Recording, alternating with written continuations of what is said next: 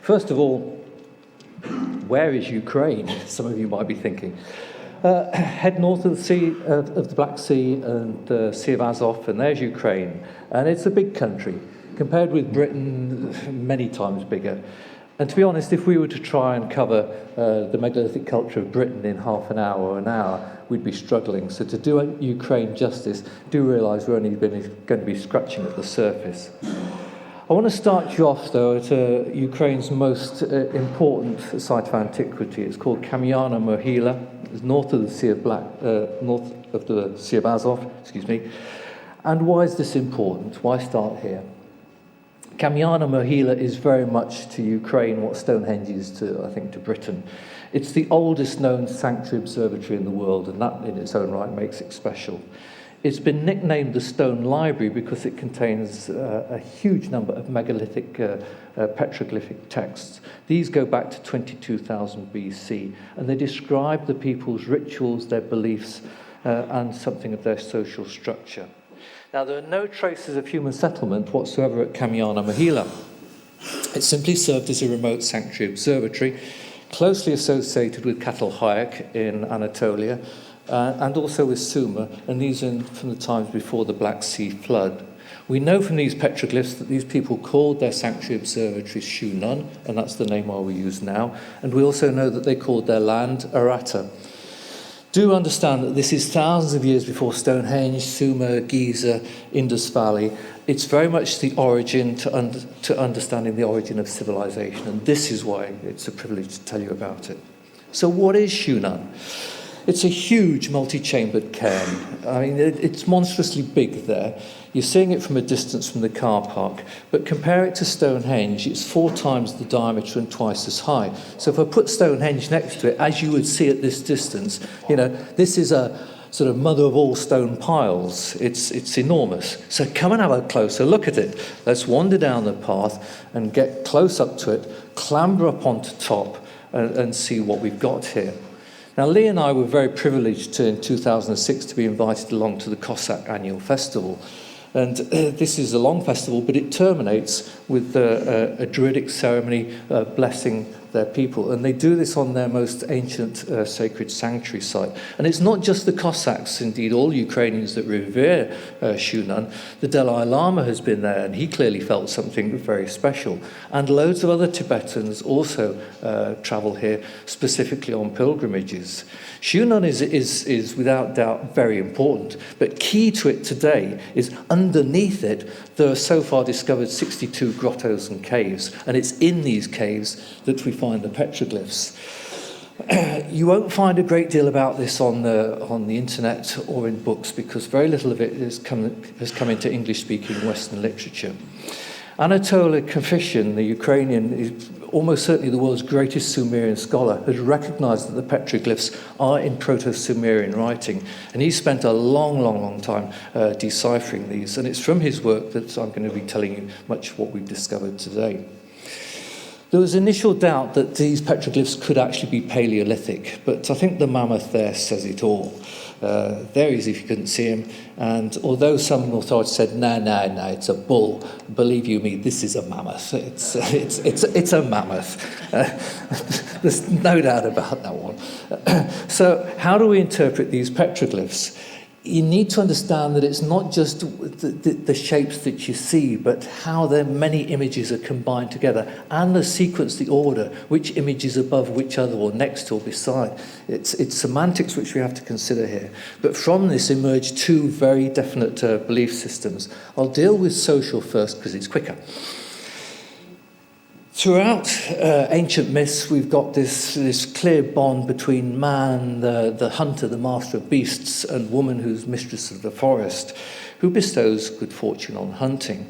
We see this sort of symbolism in the grottos, in the grotto of the sorcerer at Shunan, where there are many images of women associated with hunting scenes. She is perhaps seen as the priestess who endows the hunt with, through her magic properties with good fortune. There's maybe a link here, thousands of years to come, with Artemis, the goddess of hunting. So we see women at this level have very much a dual function. Clearly, on the one hand, she's mistress of the home and the fire and the concepts, as we can see, of family prosperity. But she also has a role as mistress of the nature elements, which very much deals with the control of the well-being of the community. So both roles, you'll notice, connect women with fecundity and spirituality. This is a matriarchal society. Male priests came much later. So what about the spiritual culture?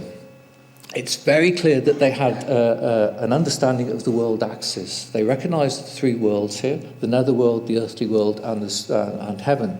And they symbolically represent this with petroglyphs of animals. Anything to do with the earthly world is symbolized by man, mammoths, horses, deer, anything that's galloping around on the ground. But for the netherworld, they use fish and serpents positioned underneath the land-dwelling animals. And heaven clearly is symbolized with the birds above. We will come back to this in a moment. So here's an example within a petroglyph. You see the serpent clearly underneath at the bottom, and immediately above it looks like a couple of horses and a man. They're the earthly world. Immediately above that, we've got heaven symbolized. It's actually a burial ritual which is shown here. And how do we know that? Well, notice the two dismembered bodies. And there is a shaman priest next to one of them. And in the uppermost part, you've got a burial mound with a body inside. I'm going to specifically come back to this petroglyph towards the end of the talk, which I think will clarify things for you. So some of these other petroglyphs. This one, 7.2 meters long. That's the width of this stage here. This is not a tiny scratching on rock. You know, this is like a Rolf Harris mural. It's big. And what do we got here? Horses, riders, ships. This is writing. It is. We've got numbers, not just the quantity of holes drilled into the rock, but the depth that they're drilled in is significant. And supremely, we've got a rhombus here, giving the 4 cardinal directions. Could this be the seasons? Oh, no. They reckoned on spring and summer as being one season. This is referring to cardinal directions. So let's take it a stage further. How do we understand how these petroglyphs are interpreted? Coefficient and other people like him have looked at other early scripts, principally from Sumer, Elam, which is Old Persia, and they're going back several thousand years BC, Catalhoic 6000 BC. But it is very clear that there are correspondences between all of those archaic writings, and it clearly seems to point to some central origin geographically, and Shunan fits that position.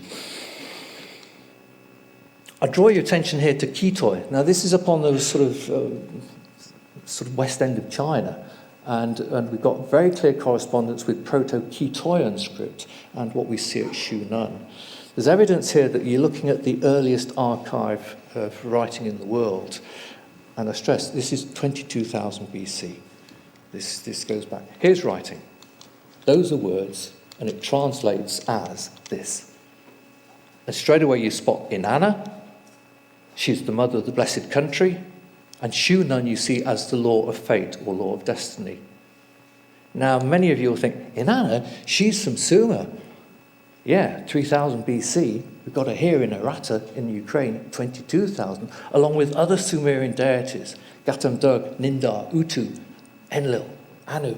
They're here in Ukraine long, long before they appear in Sumer. Here's another example of a petroglyph. I'm 2 meters tall. This thing's 2.5 meters wide. It's not a tiny scratching on rock. It's very clear and very deliberate. You've got 7 sentences here in Proto-Sumerian script. And I'll just take those little words, which translate as this, and put that into English. It talks of the Anunnaki have no equal to themselves. Now, I was gobsmacked when I saw this. You just think, Anunnaki, Sumer, 3,500 BC. Rethink. Aratta civilization, 22,000 BC, centered in Ukraine. I find this fascinating. The whole of that panel translates, well, not all of it, I've summarized it a bit, but 54 wise men were secretly killed according to the hand law of fate, ordainments from poured water, and the sun god Utu. At the water court of Mish, Lama, high priest of Zagan, withdrew souls and bound seed to the great bird. Now, even if we got the words in the wrong order, you can see here we're talking about rulers and priests, legal structures, divination by pouring water, capital punishment, concepts of souls and the afterlife, and the Sumerian gods, rename them. Well, so much for Shunan. It's big. I'll come back to it in a moment. But let me take you further north up the mighty river Dnipro into central Ukraine to Hortitsia. This is a riverine island, and it's very, very special to the Cossacks. We were fortunate, as I say, to be invited along to the Cossack festival, and it's a right colourful affair where the groups of contestants from all of the elite Slavic nations gather together for displays and competitions, and it's boisterous fun. I'll show you that just because it's a nice picture. But let me get back to primitive stuff. On Hortitsia Island, there is a stone circle which we went to see called Brigania. It's about 5,000 BC, 12 meters diameter, and they call it a step pyramid. And I look at this thing, not a pyramid that I know as pyramids. But in Ukraine, the step pyramids are what you would, at the moment, think of as burial mounds, barrows, except barrows are very, very different. This mound has been removed, and all you're looking at is the central area with a ring of curbstones around it. There is a sun-sighting stone on the periphery labelled A, and this site is also of interest, not just because of solar alignments, but Tibetan llamas regularly make pilgrimages to Hortitsia Island because they recognise that this is their origin point, and they have the records to show that. We were very fortunate to be introduced at this site to Professor Yuri Shilov, who is, I would say, Ukraine's foremost archaeologist.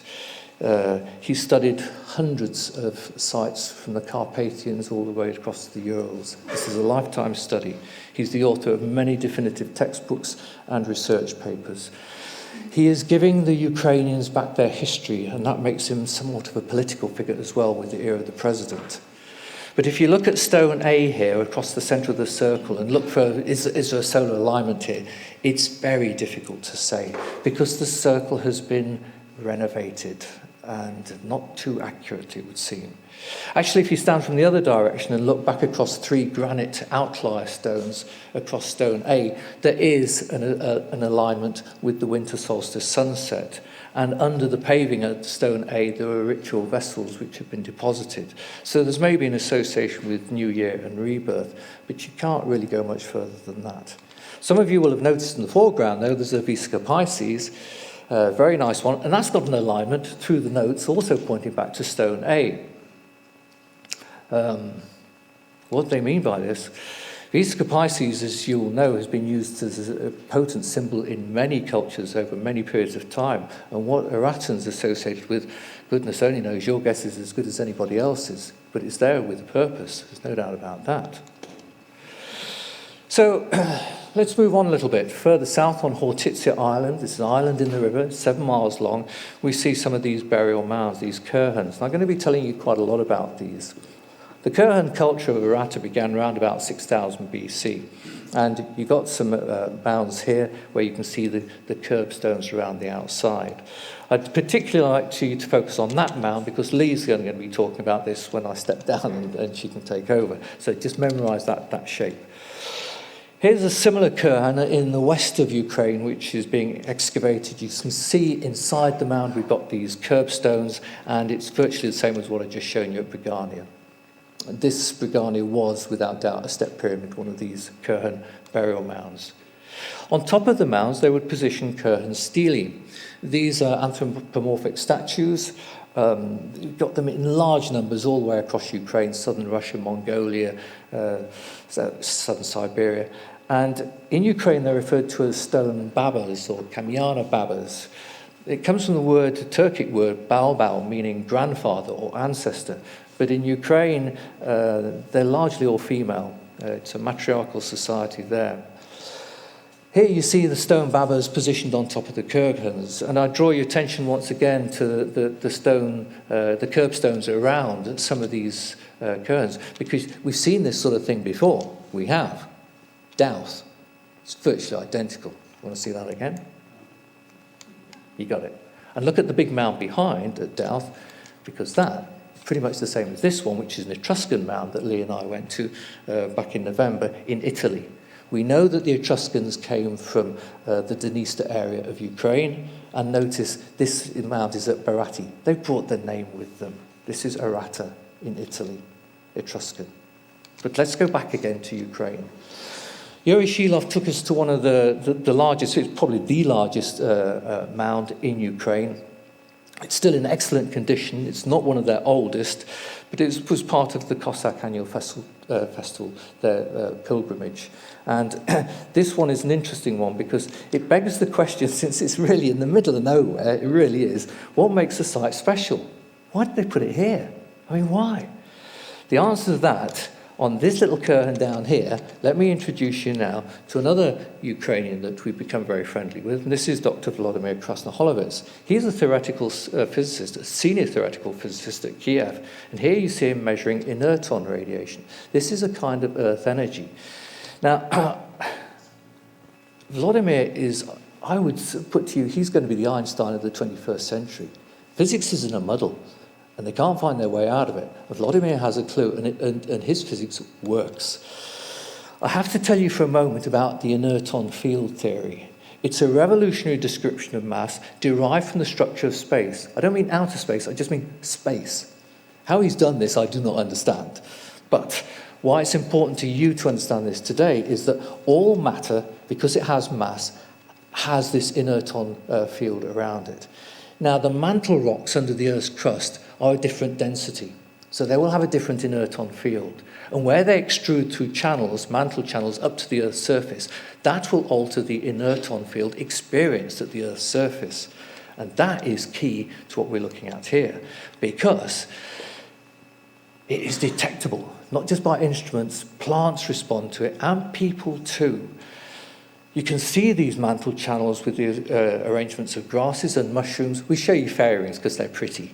But do understand here that to get a fairy ring, it comes from one mushroom spore. Now, a mushroom cap that you put in your frying pan produces millions of spores every hour. Now, what is it that makes just one spore grow here to the exclusion of all of the others, and yet other fairy rings will develop around, often in sort of geometric patterns? There's something deep down. There's an energy field. And as I say, people are sensitive to this, you know that, and the ancients were no exception.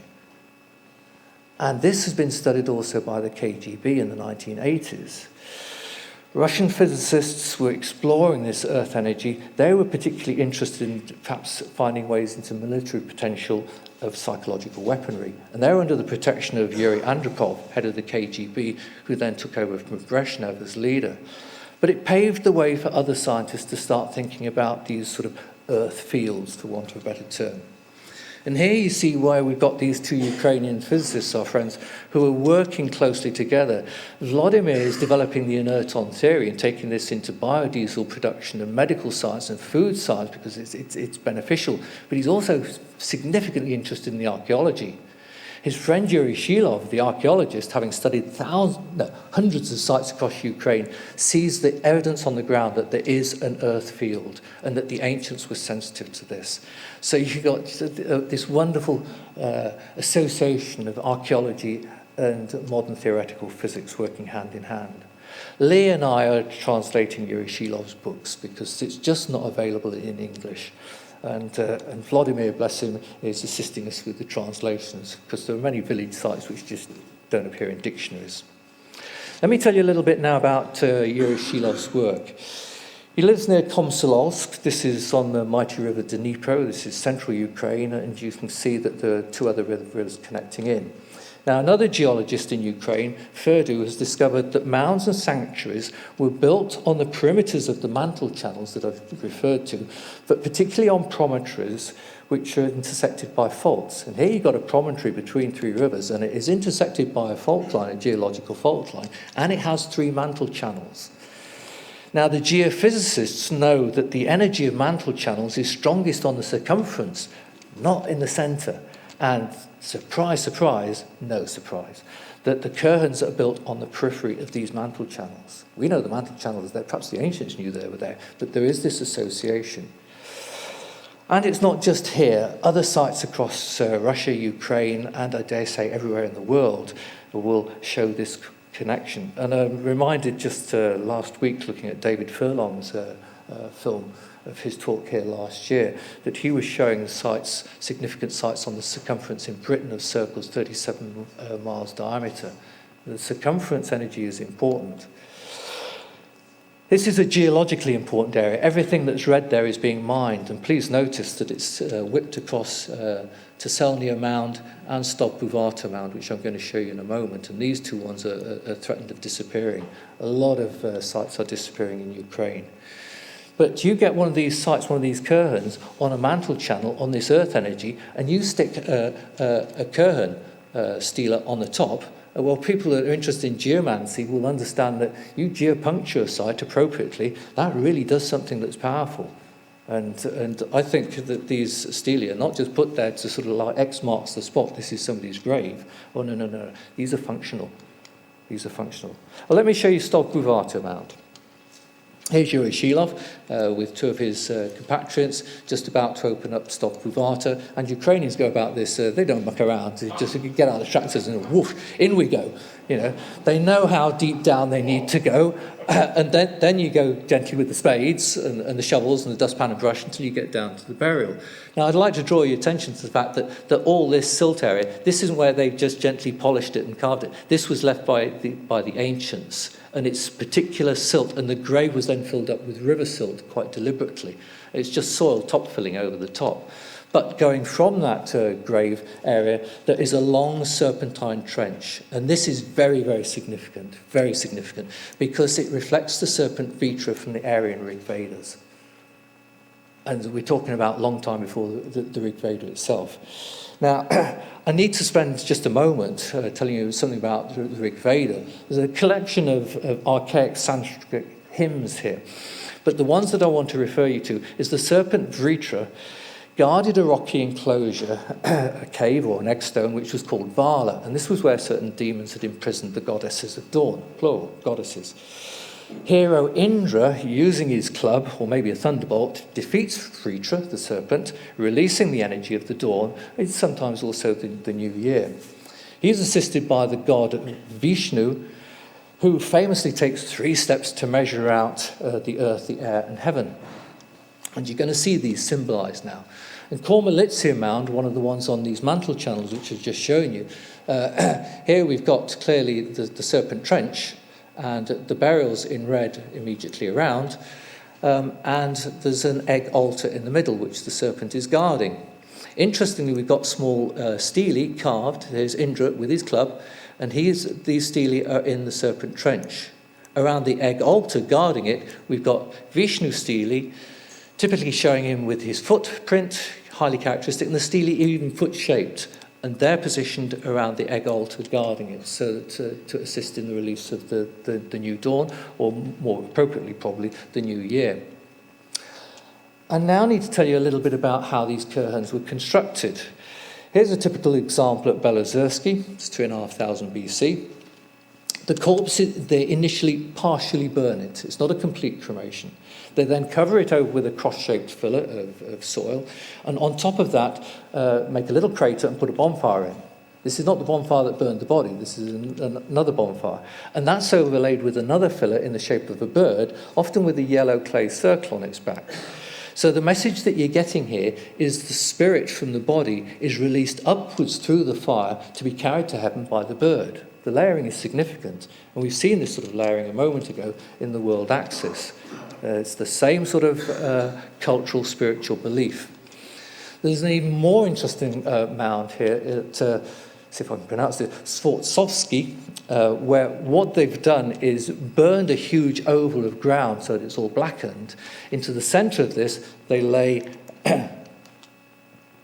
they lay a yellow yolk of clay and dig a little man-sized pit in the center, which is called the fiery embryo. They don't put a body in here. This has a nobody in here. And having done all that, they cover it over with river silt, earth and water. And at that stage, they then, outside the area, dig 2 trenches. There's the club of Indra and the staff of Vishnu. They then build 2 sun pillars out of yellow clay, orientated northeast to the summer solstice sunrise. Having done all this, they cover the mound over with straw, burn it, and onto this they throw a dismembered horse to take the horse through into the next world. That done, they cover the whole thing over with another layer of river silt, and now it's time for the human burials. These are rather bizarre. We've got 3. They're always done in 3s. The first one is a sacrificial child, dismembered even down to the finger bones, totally dismembered. They replace the brain with river silt. And they then reassemble all the bones in an embryonic position facing southwest, the winter solstice sunset, the start of the new year. In the centre of the mound, on top, that they built it up to now, they put a normal burial with the standard sort of grave goods. And facing northeast, outside the mound area, there is a partially burned corpse facing northeast for the summer solstice sunrise, the time when, if you like, the year is in its maturity. So we've got here the symbolism showing transfer from bringing life into the world from the netherworld at the new year, passing through an earthly life, and then progressing on to heaven. It's highly ritualistic. Now let me show you that petroglyph again. You've clearly got the serpent for the underworld, the netherworld. This now is not a man, this is the child. We've got a horse, 2, with a fire symbol, burning. We've got the priestess and the dismembered body. We've got the staff of Vishnu and the club of Indra. We've got the burial mound with the body inside it.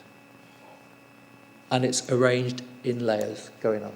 It's not quite the same as Fort Sovsky, but let me remind you, that petroglyph is 22,000 BC from the Library of Shunan. Now, I find that awesome. Incidentally, these, I haven't been able to translate what they are, but I suspect it's the winter solstice sunset and the summer solstice sunrise with a curtain post on top of it. Let me take you back there.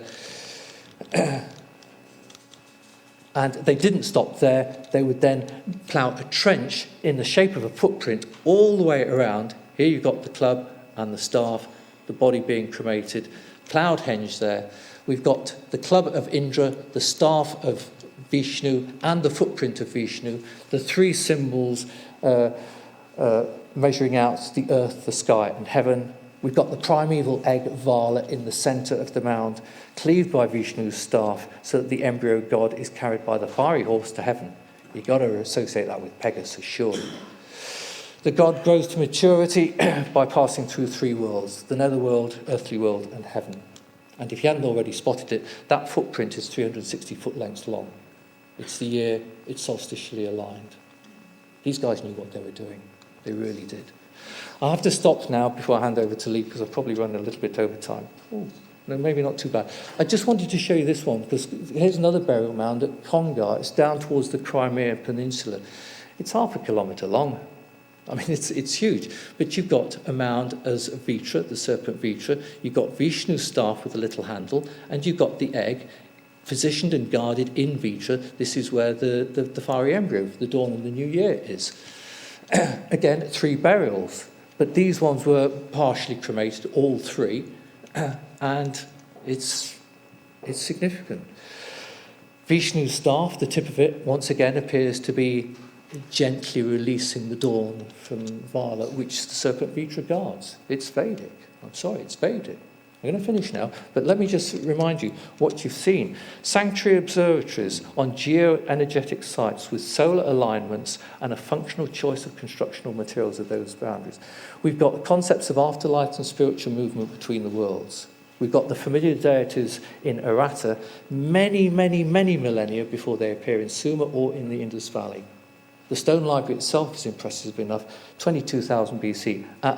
Kafishin in his book, published in 2001, says it's 42,000 BC. Ukraine is the homeland of Aratta. Aratta is the earliest known civilization. Ukraine is on the map. Lee, I think it's time for you to take over.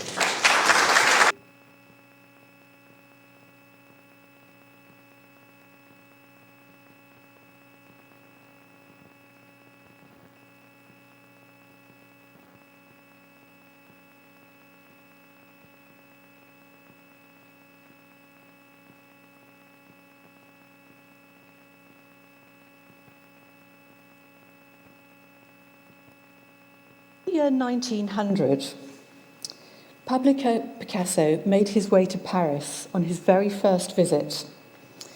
And he was going, along with 50 million other people, to this Exposition Universelle, the great exhibition of Paris.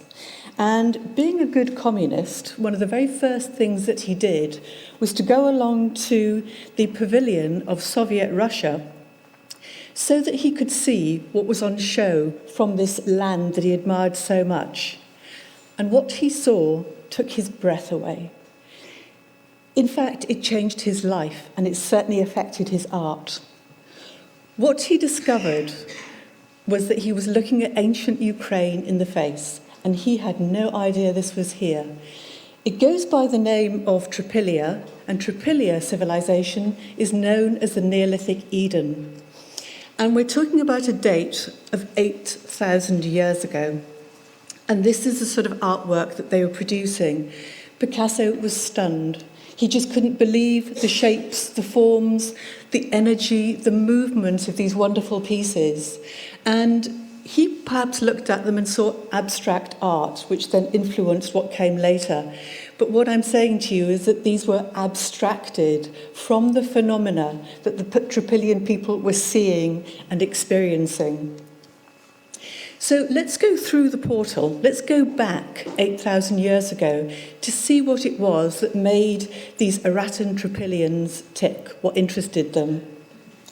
Well, when the first settlement of Trypillians was discovered in 1893 in a little village near Kiev, this was about the time when across the world marvellous cities were being unearthed. You have Troy, you have Mycenae, you have Knossos, and then a little bit later we have Sumer discovered in Mesopotamia.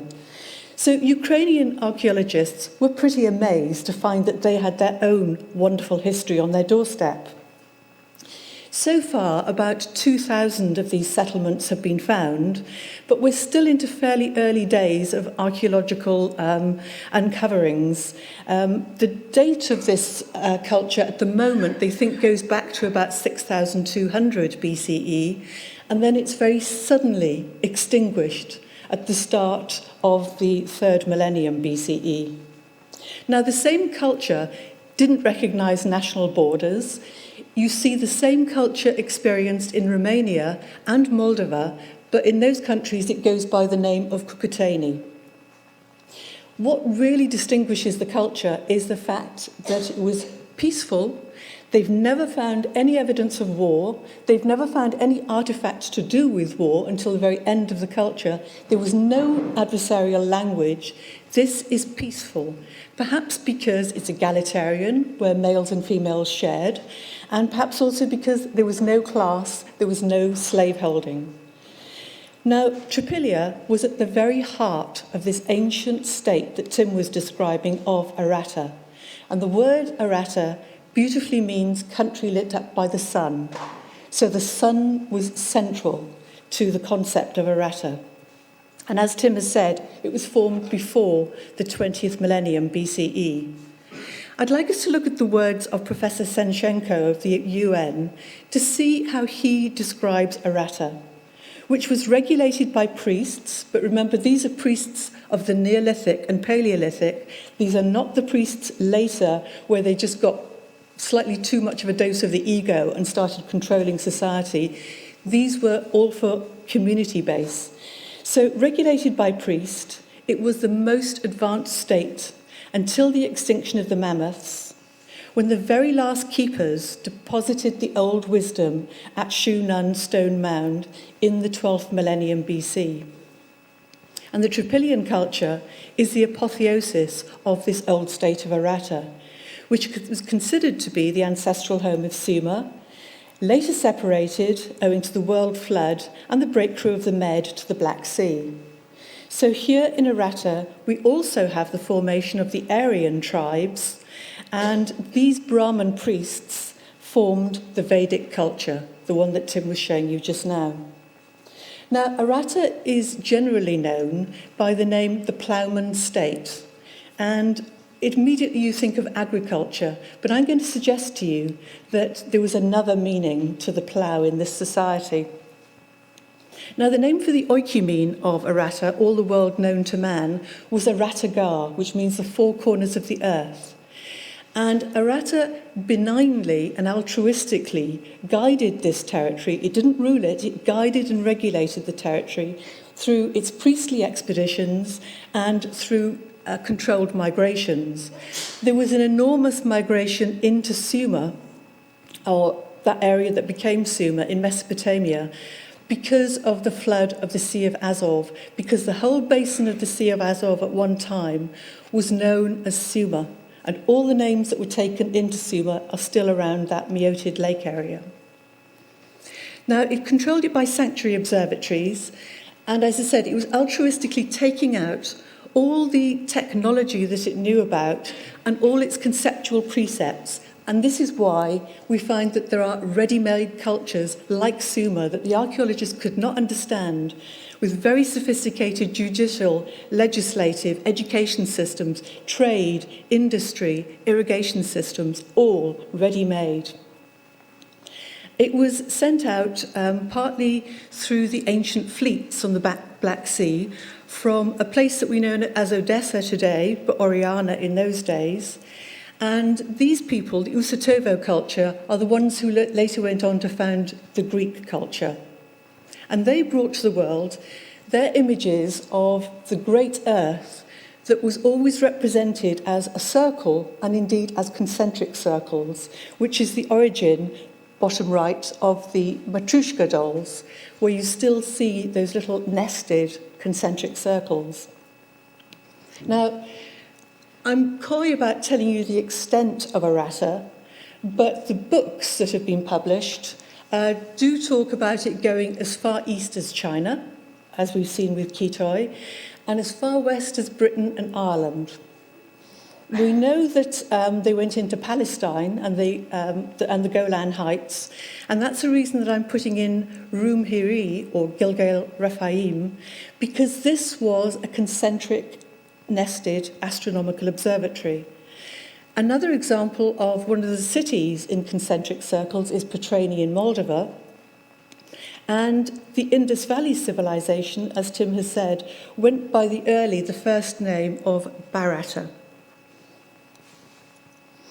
Now, what really marked out Aratta was the size of its cities. They were huge, the largest in the world. They were geometrically interesting. Now, we've already seen Petrani, and we've also seen the importance of the footprint of Vishnu. And the largest city found to date at Talyanki, it may seem tiny to us at over 1,000 acres and with a population of 15,000, but it was the largest of its day. Often these cities were surrounded by moats or circular canals. And just to give you some sense of scale, there is the huge city of Petrani, where each dot is a structure overlaid on Talyanki. Now, in between the size of the two was another concentric shape, but this time in an oval, the city of Maidenets, from the same sort of date in the 6th millennium. And this was only about 250 hectares. And very handily for archaeologists, the Trypillians had a habit of very periodically burning their cities, which leaves a good magnetic fingerprint in the burnt clay. Nobody's sure why they did this. It's speculated that it's something to do with the phoenix notion of regeneration and a way of linking this particular land and territory directly through to the ancestors. And it's to do with the earth and cosmos being linked in the ether field. And far, far to the east, I'm going to show you an Aryan city that we're going to look at in detail shortly in the Urals, called Archaim, because Archaim, again, it's these concentric circles, but this has still evidence of one of the stunning astronomical observatories. Now, the observatories accompanied virtually all of the Trypillian settlements, whether they were tiny farms or large cities. You get the observatory. How did they live? I think very beautifully. The hut that you see on the top is a reconstruction at the Aratta Ukraine Museum. Most of the houses are raised up on stilts. They were single, 2 stories, sometimes 3 stories, connected by bridges, all built contiguously together, whatever the shape, if it was circles, if it was oval, whatever. They were all built sort of cheek by jowl, close together. And at a reconstruction that was done out in the Vatican at the conference that we were speaking at last October, they tried to show that these were very sophisticated living conditions where you've got running water, you've got privacy, which seems an astonishing thing for the Neolithic era. They did have a window in, circular, of course. But what Trypillia, where the voice really comes through, is in the symbols. And the best known symbols of Trypillia are the swastika and the yin-yang symbol. What was at the absolute core of their belief systems was a belief in reincarnation, and hence the sort of preponderance of the serpentine energy that you can see on the centre panel, because they saw the serpent connected with the earth and the revitalisation. And I think these are very elegant and very eloquent texts, trying to communicate with each other, not to us, but it's taken a lot of reading, a lot of looking at text to try and piece together what is their central concept. And there's absolutely no doubt about it. They believed in post-mortem mobility. They believed that after death, that there was a survival of consciousness, because they thought that the mind transcended the physical body and the physical brain.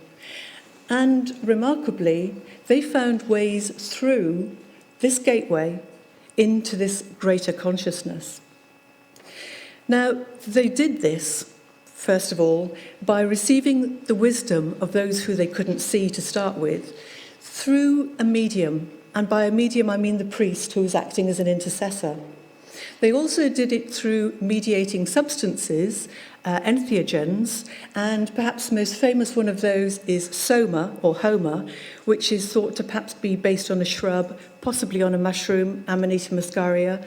What we do know is that they found cannabis sativa at the sites, and it wasn't just for single usage. This was done on a community-wide, thousands at a time basis. The other strong influence on the Trypillians was astronomy. They were great astronomers, great calendar shapers, and so they recorded what they saw.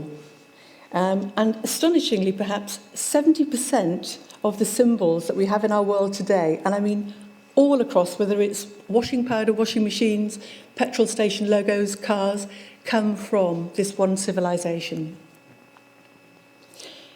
The goddess figurines, as they're called, are very different to the ones that we see in the Paleolithic. These are very slimline, and they tend to be of 2 types, either without a head at all, or where they do have heads, they tend to be masks and not faces.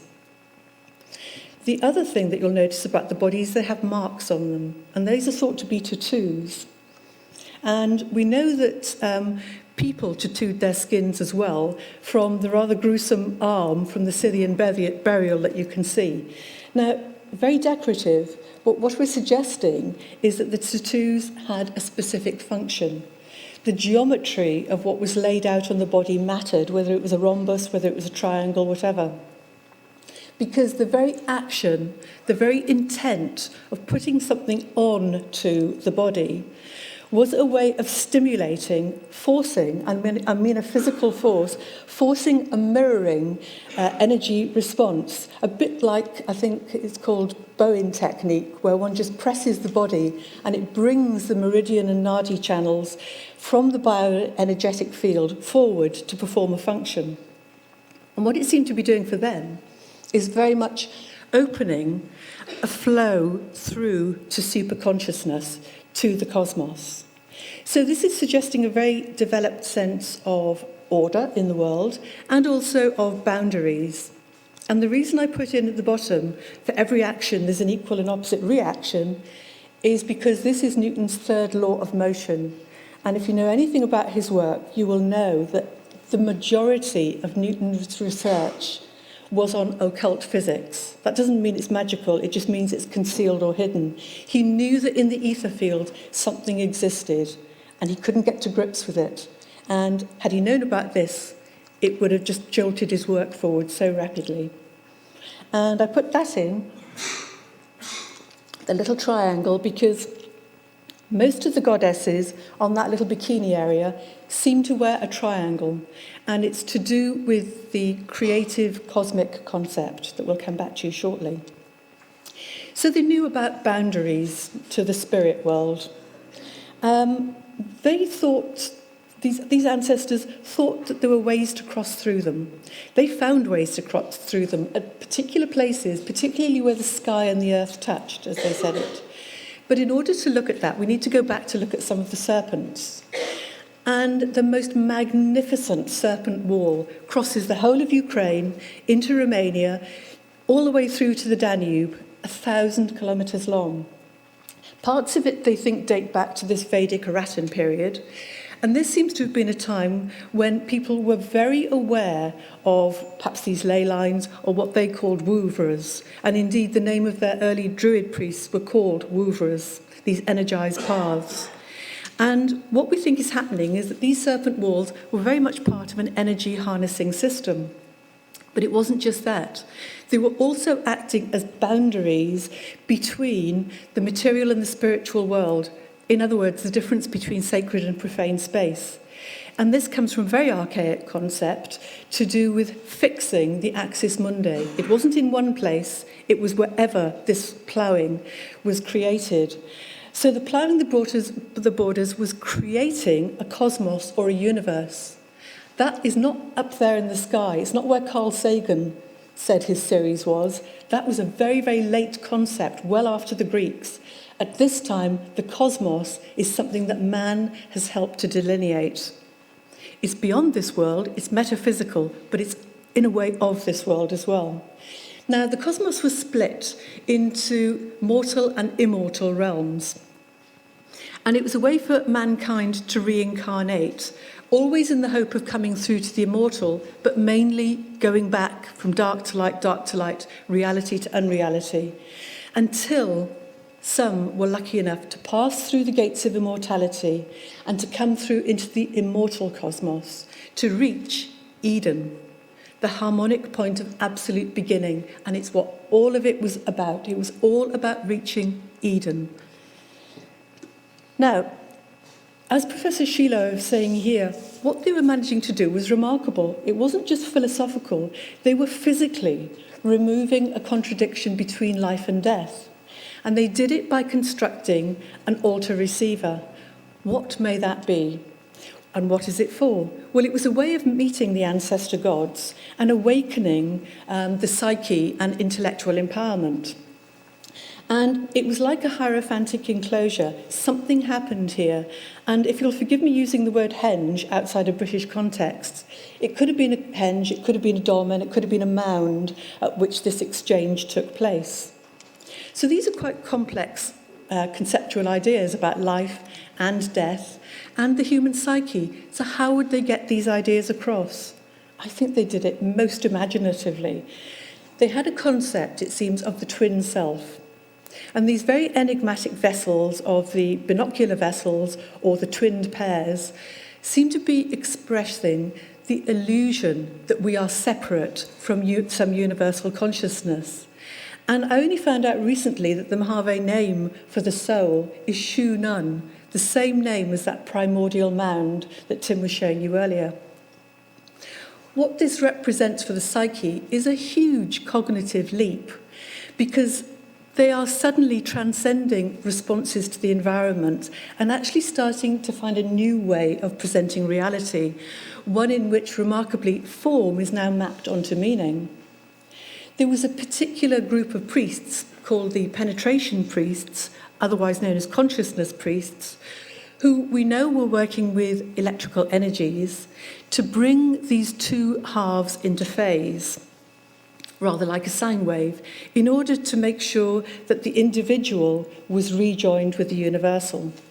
Now, the sine wave has got a beautiful geometric relationship to the circle, and as we've seen, the circle was very important in ancient Ukraine. And I think what we're saying here is that architecture matters, and that when people say, oh, there's nothing left of the old culture to see, there is no architecture, megaliths and mounds and walls are those old architectures. And I've jammed.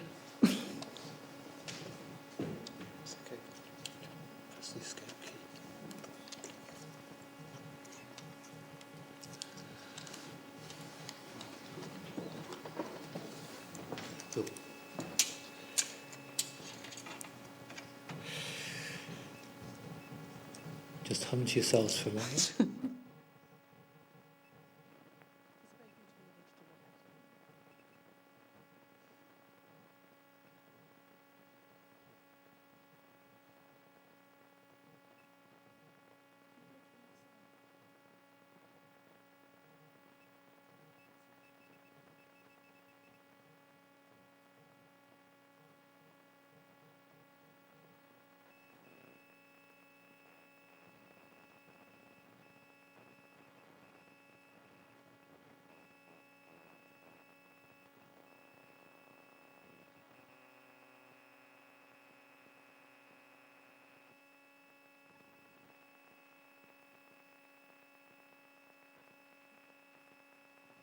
At last, scientists have noticed that there is an enormous belt of megalithic observatories at 51 degrees north and slightly above and below that line. And it's interesting that most of us, I think, tend to make the assumptions that what was happening in the Neolithic era in the sky is pretty similar to what we see now. I would beg to differ. I think that they were seeing something very, very different. We know that there have been very strong solar outbursts in the past.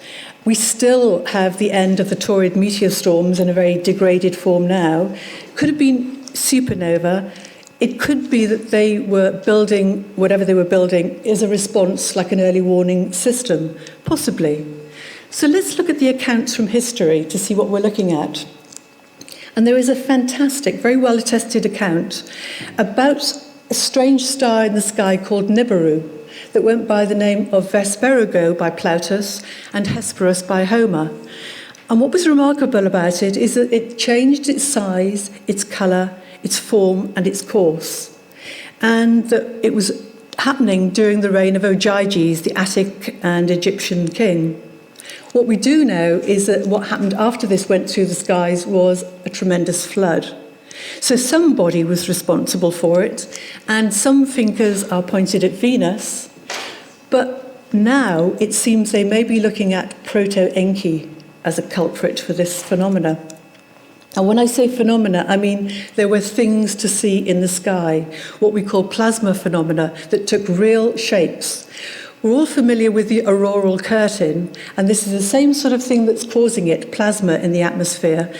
And what people would have seen is a remarkable stream of charged particles of radiation coming through the Earth's magnetic fields, following the currents, and producing these sheets and curtains of shapes, disturbing the geomagnetic field. Well, I think that plasma discharge offers a lot of sense in terms of trying to interpret what was happening in ancient Ukraine. Now, we'll take one example, and it's this charmingly named squatting man petroglyph system. This is something that we see all over the world, and we've got a couple of examples from Ukraine, perhaps not the best ones, but it's to show the squatting man petroglyphs that they mimic the form of what are called Birkeland currents, which is plasma, and these tendencies that they have to what's called Z-pinch, which you can see up in the Bug Nebula. And they Z-pinch into distinctive shapes in the sky as a result of instabilities in the ionized particles. And if you were to do this in the laboratory, what you would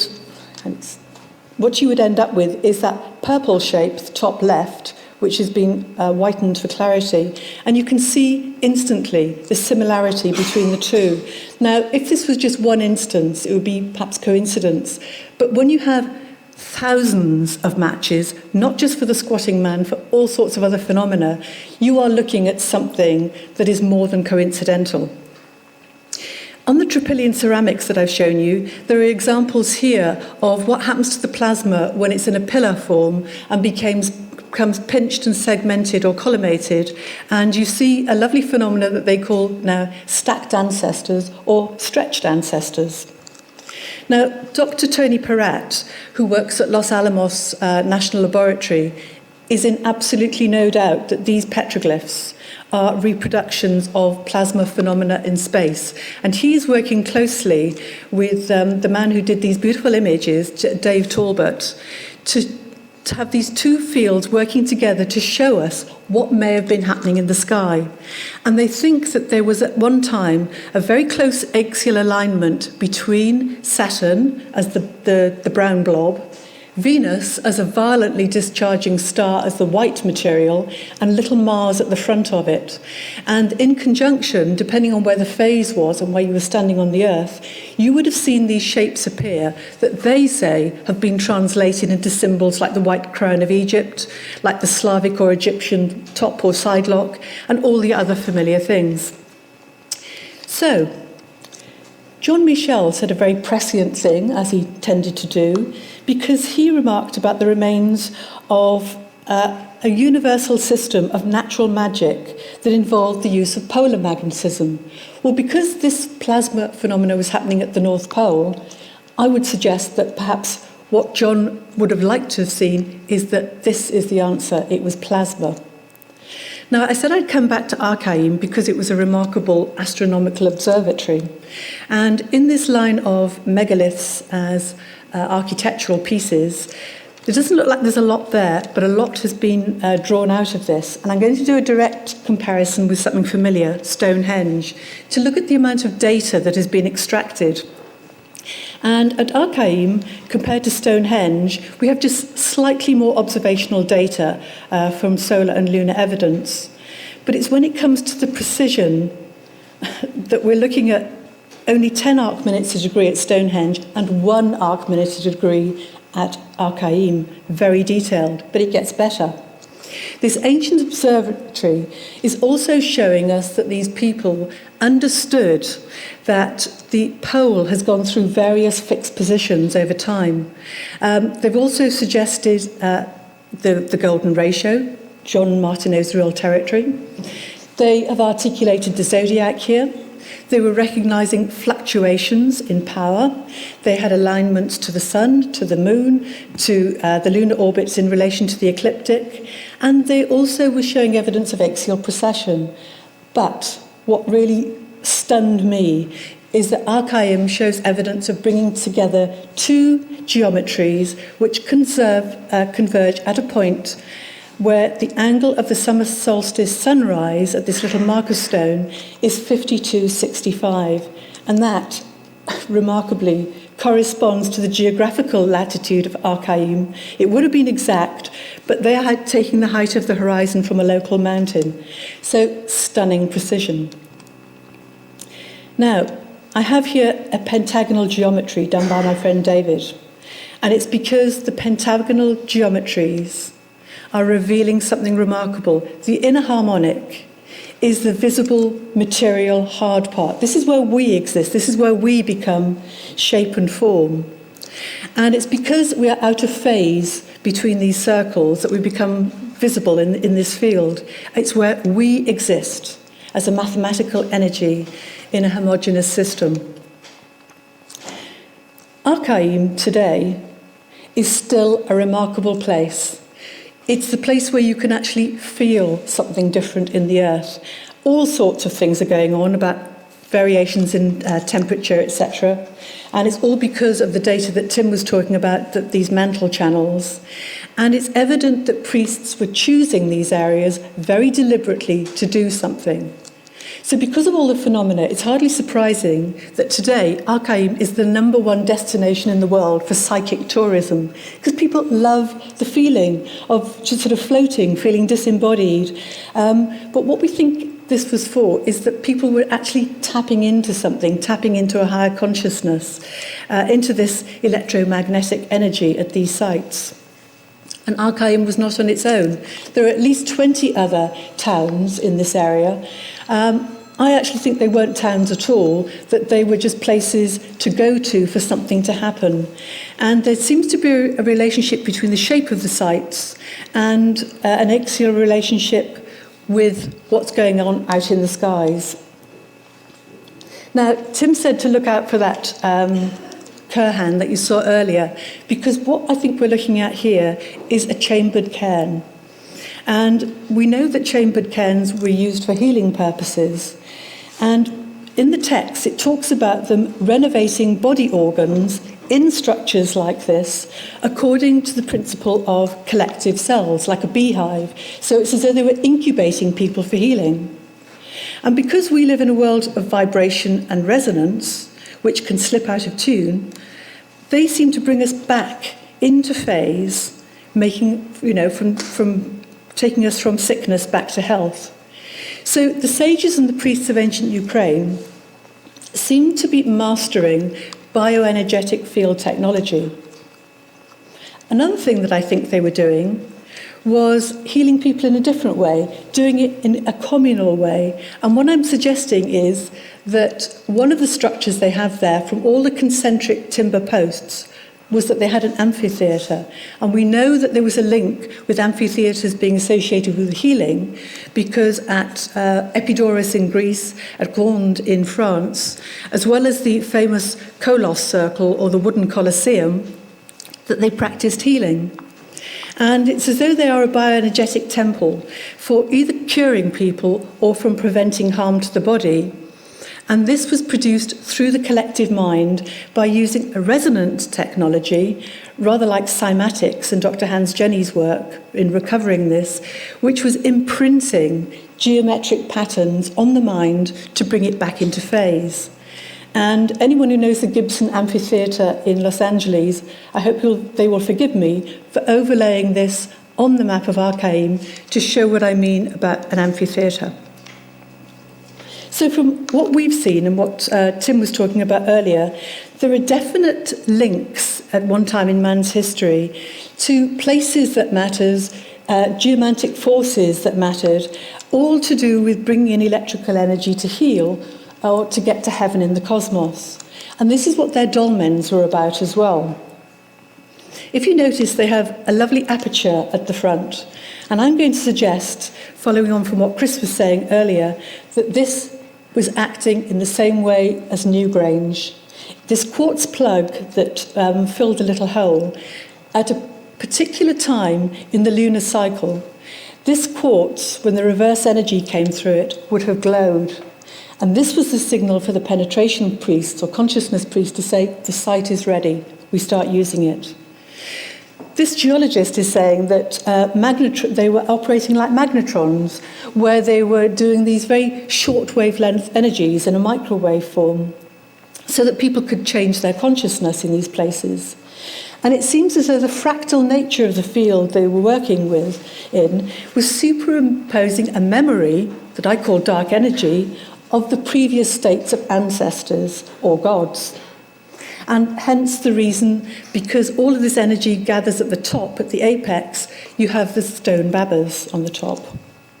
Now, how did they do this? Well, lots and lots of ways are described. I will just take you through perhaps the less strange ones, which was to do with the matter, mind, and energy. It seems very invasive, but they actually trepanated the skull, drilling holes, taking sections out in order to heighten consciousness. They did the same with cranial deformation at birth in order to empower people.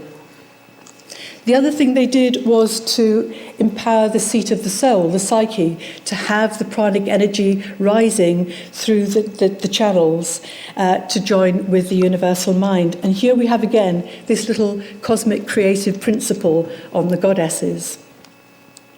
And they practiced Kundalini Yoga, which Carl Jung said you should never do, it's extremely dangerous. But it's to empower the psyche. And it was thought that this was partially a vitality that resided in the body, in the squishy bits of the brain and the spine marrow, which is said to turn into a serpent at death. And indeed, the whole object of Kundalini Yoga is to awaken the serpent, to cross through the consciousness centres, to meet over the top of the body. And we think that the Sahelnia Kurgan that Tim was showing you earlier is a consciousness-themed burial, where you get the two serpents meeting at the altar receiver and joining the pranic energies together. So what they were doing is actually voyaging into other worlds, which may seem strange, but it's no different, I would say, to a Victorian traveller who, when he went on a trip, would just prepare well, be ready to meet new people, keep a record of his journey, and then share it with people afterwards. This is not supernatural. This is simply a science or a process that we've only got the coattails of and don't quite understand. But what was evident is that there was real contact within this body sphere of the anthroposphere. This is the realm where man could travel from the Vedic earthly Yavi into Navi, the Vedic realm of death, and come back again. This is a living person having communion with the ancestors, and he did it by prepared intent, at the altar receiver within this field that goes by the name of information, bioenergetic, inerton, whatever. It's even God to some people. So in this fertile garden of Eden, this harmonic point of absolute beginning in pure consciousness, man was able to meet his ancestors and his gods. This is the only place where he could drink the sweet water of the source. This is where he received the radiant intellect of the ancestors. And Chris was saying earlier, what was it that triggered people out of that Paleolithic mindset? I think it was because they found a way through to this universal consciousness.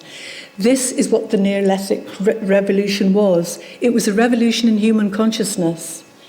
And it was realized through reaching Eden. And Eden is a concept. It's a metaphysical realm of pure consciousness. And I make no apologies for ending up with Stonehenge. If it's really part of Aratta, then it sort of fits the bill. And here it's been overlaid with Da Vinci's Vitruvian Man and a couple of 7 and 17 geometries to focus in on the center. Because when man and geometry come together, something seems to come through those little gaps, those little interstices, these geometric patterns that are made up of vibrations and frequencies and resonances within this field.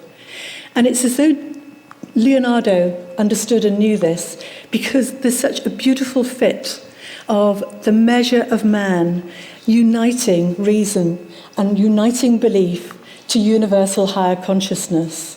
So the man here is representing universal humanity, materializing through and from the mathematical energy of pattern, showing the perfection of the universe.